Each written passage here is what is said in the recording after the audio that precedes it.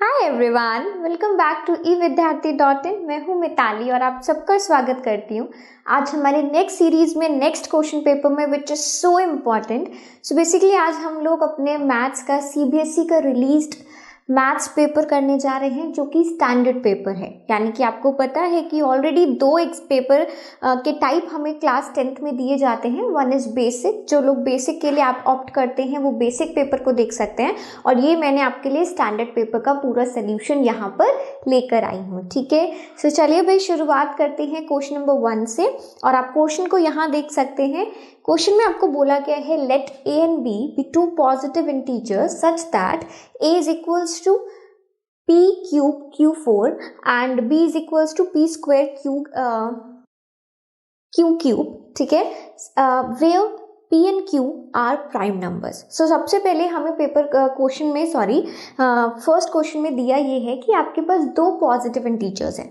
दोनों positive integers आपको दे दिए, उनका वैल्यू दे दिया है, और जो कि बने किससे है, प्राइम नंबर से बने हैं। ठीक है, now what they are asking is, extra इसके आगे हमें ये दिया हुआ है, if HCF of these two positive numbers into LCM of these two positive numbers is equal to the product of the numbers। ठीक है, आप सपोज अगर ये मानते हो कि अच्छा वो एक्चुअली हमें पता है, हमें गिवन ये है कि if HCF is equals to this, HCF आपको दोनों नंबर का दे दिया, LCM भी आपको दोनों नंबर का दे दिया है, you have to find these powers, product of these powers. यहाँ पे जो पावर्स आपको दिख रही हैं, जिन वेरिएबल्स के साथ आपको दिख रही हैं, हमें उसका प्रोडक्ट निकालना है।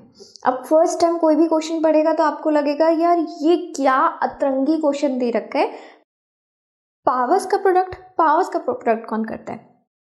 इतना मत सोचो।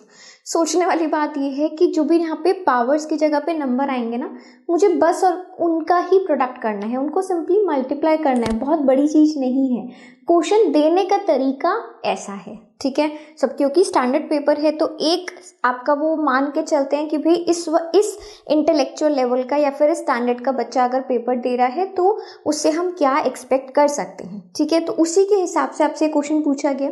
सो मैं सबसे पहले स्टार्ट करती हूँ। देखो, आपके पास जब हमें ऑलरेडी नंबर्स दे दिए गए हैं तो हम लोग HCF LCM तो निकाल ही सकते हैं ना।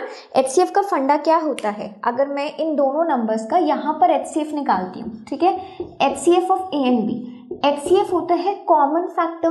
तो दोनों के बीच में कॉमन फैक्टर वो होगा जिसका पावर कम होगा, ये तो ऑलरेडी आप लोग समझ चुके हो है ना।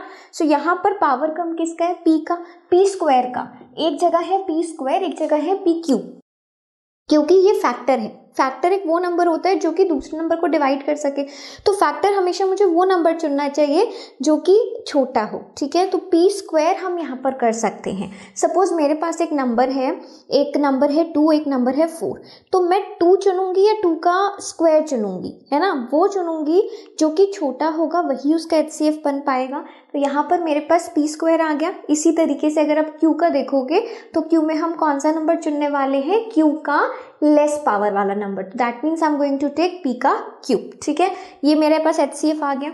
अगर मेरे पास HCF आ गया तो मैं LCM भी निकाल सकती हूँ। ठीक है, तो अच्छा 1 मिनट और रुक सकते हो। अगर आपने HCF निकाल दिया और आपको HCF कितना गिवन है, हमें HCF ये गिवन है। सो अगर हम इन दोनों को इक्वेट करते हैं, फॉर एग्जाम्पल अगर मैं ये वाला HCF आपका यहाँ पर लिख देती हूँ, देयरफॉर आप क्या बोलोगे, m कितना हो जाएगा, m हमारे पास 2 हो जाएगा, और n कितना हो जाएगा, n हमारा 3 हो जाएगा। तो हमारे पास m और n आ गए। ठीक है, सिमिलरली मैं LCM निकालूँ इसका। LCM के लिए हम क्या करते हैं, लीस्ट कॉमन मल्टीपल। जब भी हम मल्टीपल चुनते हैं we have to take the greatest power, है ना, हायर पावर हम लेते हैं। तो दोनों में हायर पावर p का क्यूब है।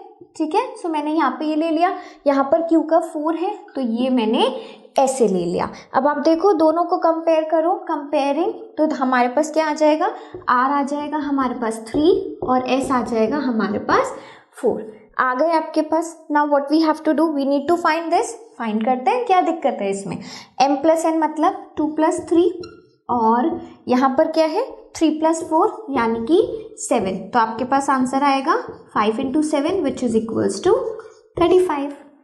क्लियर हो गया, बस इतना सा था। क्वेश्चन सिर्फ अतरंगी फॉर्म में दे रखा है, क्वेश्चन अतरंगी है नहीं। ओके, सो चलिए let's move on to the next set of questions. Up till then keep learning everyone, bye bye.